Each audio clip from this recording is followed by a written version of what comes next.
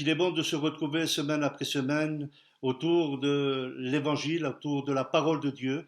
Et en cet après-midi, j'aimerais vous parler de l'éternel Dieu au milieu de nous, Dieu au milieu de l'humanité.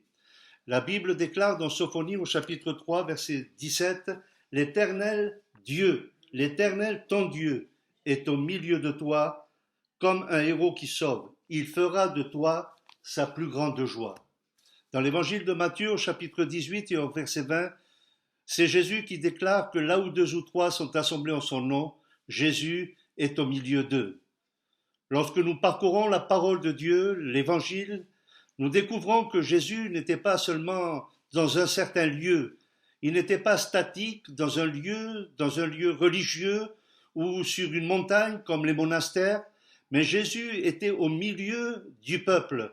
C'est ce que Jean-Baptiste déclarera lorsque il va baptiser de nombreuses personnes et lorsque Jésus attend son tour pour se faire baptiser, Jean-Baptiste déclarera « Il y a quelqu'un au milieu de vous que vous ne connaissez pas ». Et c'est peut-être votre cas. Vous ne connaissez pas le Seigneur qui est au milieu de nous. C'est vrai qu'on le présente d'une telle manière que les gens parfois se moquent, refusent d'écouter le message de l'Évangile. Mais Jean le baptiseur était confiant dans la prédication qu'il prêchait parce qu'il disait « Celui qui est au milieu de vous, vous ne le connaissez pas ». Un jour, l'apôtre Paul, dans les Actes des Apôtres, au chapitre 17, dira « Vous adorez un Dieu inconnu ». Et c'est vrai, peut-être, vous aussi, vous connaissez, vous adorez, vous priez un Dieu lointain, un Dieu inconnu. Mais en cet après-midi, à travers la parole de Dieu, à travers le message de l'Évangile, Jésus va se révéler dans votre vie. La Bible déclare que Jésus allait de lieu en lieu, faisant du bien, guérissant les malades. Et on peut rencontrer Jésus n'importe où, n'importe quand, dans n'importe quelle circonstance, à n'importe quel moment de la journée. On peut rencontrer Jésus. C'est une femme qui va se diriger vers la rivière et cette femme s'appelle Lydie. C'était un moment de prière. Et là, près de cette rivière, près de ce courant d'eau, elle va découvrir que Jésus est le Fils de Dieu. Un autre personnage, lui aussi, va découvrir Jésus dans un moment le plus critique de la journée, les minuit, les portes sont fermées de la prison. Cet homme, c'est un directeur qui dirige cette prison d'une main forte. Et là, il y a deux hommes qui chantent et qui glorifient le Seigneur. Et tout à coup, les murs commencent à trembler, la terre commence à trembler, les portes de cette prison vont s'ouvrir. Et là, ce geôlier va venir vers Paul et Silas. Et ils vont lui dire, mais là, que dois-je faire pour être sauvé? Et là, ils vont lui donner le remède, crois au Seigneur Jésus et tu seras sauvé toi et ta maison. Il est minuit, c'est l'heure critique. Et là, à minuit, il va rencontrer Jésus, lui aussi le Fils de Dieu. C'est Nicodème, cet homme religieux, qui dira à son épouse, chérie, il faut que ce soir, j'aille voir Jésus. Et dans la nuit, dans la soirée, il va s'apprêter pour aller voir Jésus. Et là, il ne va pas trouver une porte fermée, mais là, Jésus va l'accueillir et il va lui parler de l'amour de Dieu, du verset principal de toutes les Écritures, de l'Ancien Testament. Il y a des centaines de versets, mais ce verset de Jean 3,16, c'est le verset principal de la parole de Dieu qui déclare « Car Dieu a tant aimé le monde, qu'il a donné son Fils unique, afin que quiconque croit en lui ne périsse point, mais qu'il ait la vie éternelle. » Et là, dans cette nuit, cet homme qui cherche, qui a des doutes, qui est en recherche envers Dieu, il va découvrir le soleil de justice. C'est d'autres personnes aussi dans l'évangile. Ils sont battus par les flots, ce sont des pécheurs. Ils sont au milieu de la tempête. Et là, Jésus vient à leur rencontre pour leur apporter la paix. Là où deux ou trois sont assemblés en son nom, Jésus est au milieu d'eux. Ce n'est pas un Jésus lointain, ce n'est pas un Jésus où il disait « Venez à moi, vous tous qui êtes fatigués, chargés », Mais Jésus déclarera, je suis venu chercher et sauver ce qui était perdu. C'est pour cela, cet après-midi, mon ami, toi qui m'écoutes, que ça soit 5 heures de l'après-midi ou 5 heures du matin, que ça soit dans la journée, tu as besoin de faire une rencontre avec Jésus. Il vient à toi pour te parler, pour te réconforter. Il vient se présenter dans tes circonstances adverses, dans tes épreuves, dans des crises, dans tes maladies, dans tes doutes. Il vient pour t'apporter réconfort et bénédiction.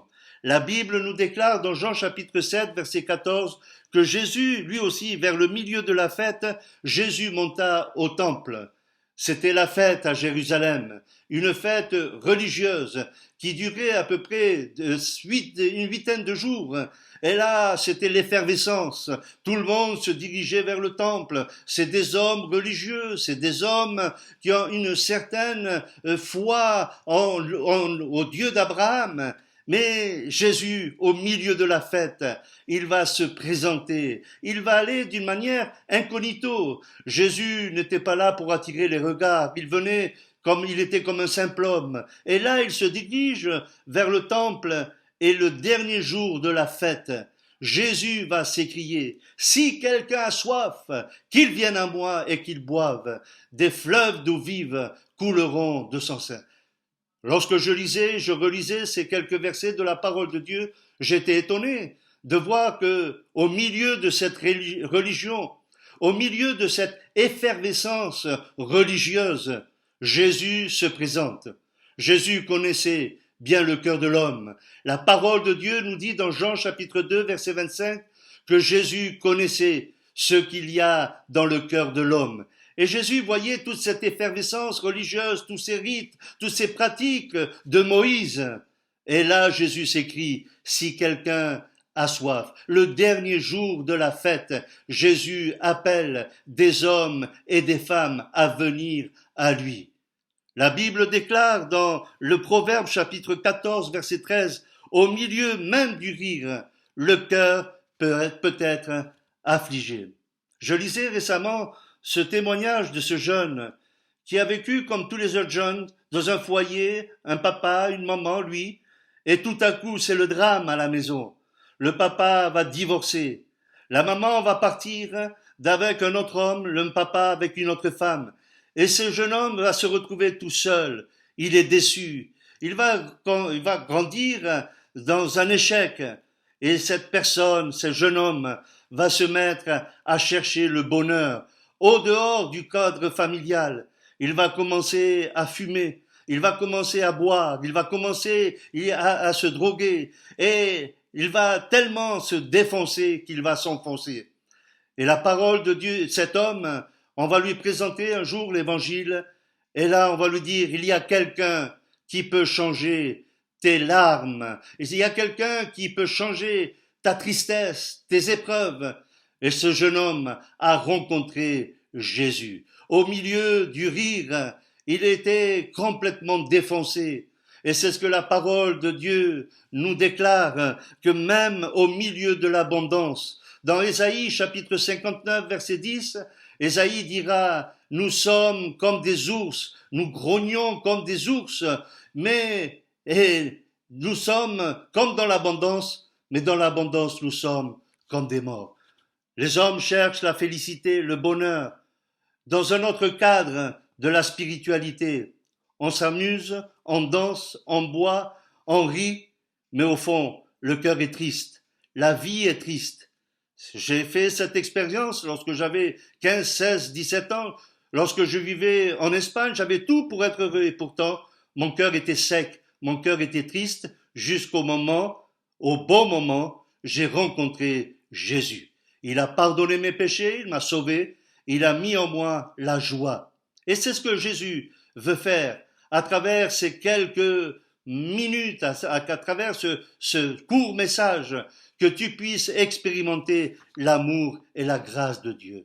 Au milieu de la tristesse, au milieu des épreuves, au milieu des crises, au milieu des larmes, Jésus vient à toi pour te sauver. Et il s'écrie, il faut crier plus fort que les rumeurs, que je suis le chemin, la vérité et la vie.